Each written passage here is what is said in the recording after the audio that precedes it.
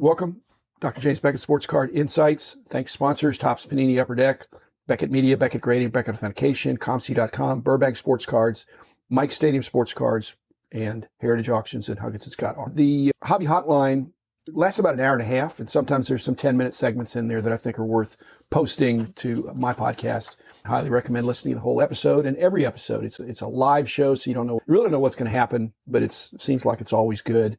Enjoy the other hosts, Brody the Kid, Brad Bethune. So we got on a roll talking about artificial intelligence on grading, and especially this GenaMint acquisition by PSA, a recent. And when it's just me talking, that's one thing, but when it's a whole bunch of other people and people chatting and posting questions, it makes for a more robust conversation sometimes. So hope you enjoy, and thanks for listening. That PSA basically bought what is almost a pre-company, almost not even a company. They bought a technology and they acquired probably a talented team. My hat's off to them, because the industry will be moving in that direction.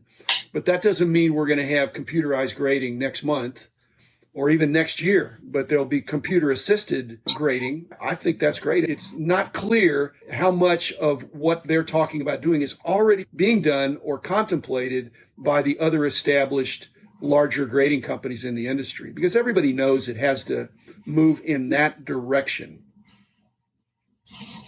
The first thing they're going to have to do is make sure that the cameras can scan quickly and properly. That's not a cheap effort. You got to go past 1080p, and you got to go really high in the pixelation from what they're talking about doing.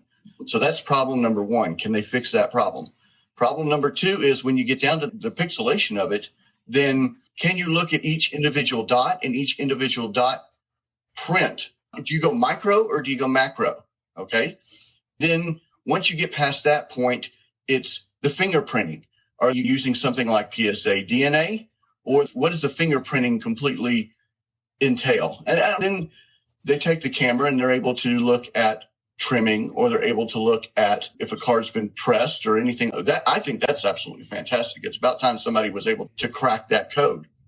Next step is being able to use facial recognition and OCR, which is optical character recognition. Now you can identify the cards. The biggest problem with that was the database. How are you able to look back at the database to be able to get the computer to recognize what a card is? Like a 10 million card backlog, to be able to throw that into a database. That solves that problem. Then everybody goes and freaks out about machine learning. And I don't understand why, because all machine learning is the computer doing best guesses and learning about the nuances of the card and doing the learning. It's same as facial recognition, and you walking through an airport, once it's got your image, it just recognizes over and over. The machine learns and takes a picture of your face, digitizes it, and gives it a 0 and 1 fingerprint. So each time it sees that 0 and 1 fingerprint, then it's okay. It recognizes Mickey Mantle as Mickey Mantle in different positions. So then you've got player recognition, you got OCR recognition.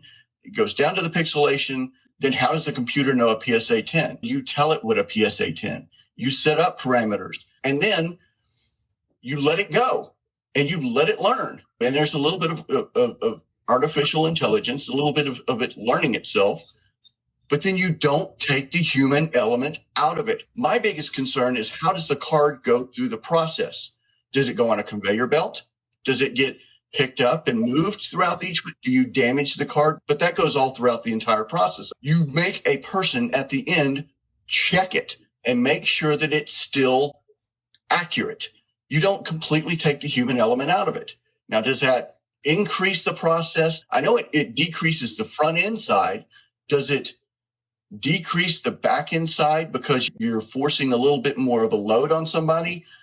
That's process oriented, and that's what you got to figure out. Your points are well taken. You're raising the issues, and let me respond in a systematic way. The first thing you talked about was the need for hardware. As a former business owner, hardware can be a lot cheaper, zero labor a lot of times, or pretty close to it. So I think all these grading companies are looking to not be so reliant on having this huge team of experts. Any kind of a hardware solution that's some super duper scanner that you buy it once and you use it and you just keep it in shape. I think that's appealing. Even if it's expensive, you amortize it over a 10 million card backlog and it doesn't look so expensive. The second thing is and I've thought about those same things too, that if they keep magnifying and magnifying, all of a sudden It just looks like a bunch of splotchy dots.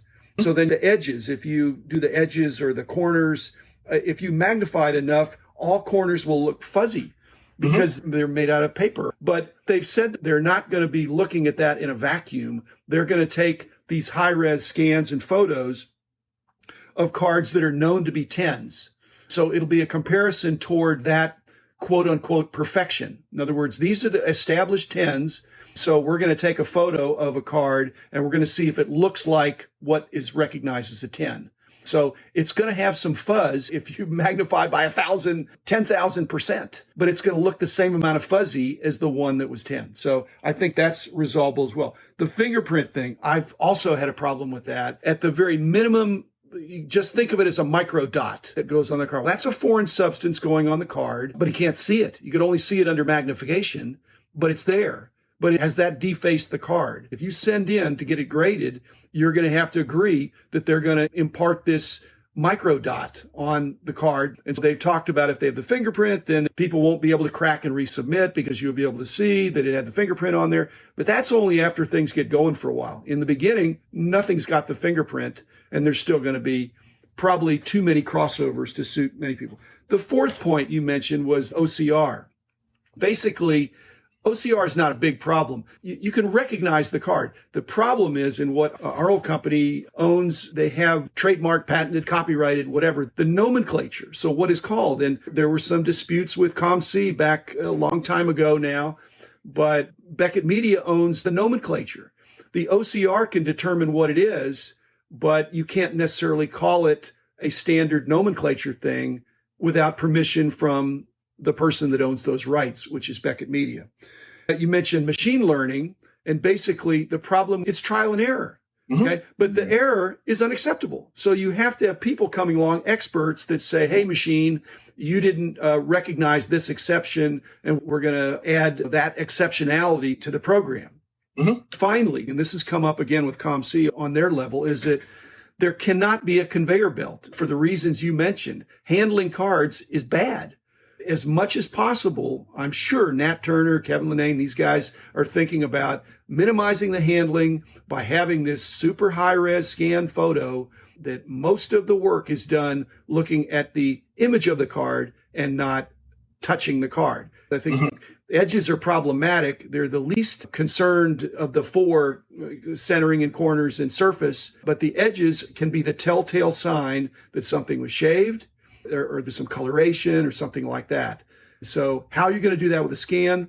Not so sure. Brad, you're identifying the problems. I'm postulating some things, but the GenaMint guys, they're probably pretty far along in some of those things because Nat Turner's not going to buy them just for them to identify issues. They must have a way toward having solutions. I think it's going to happen, Brad. I think all the things you raised, they're thinking about those, and BGS is thinking about them too.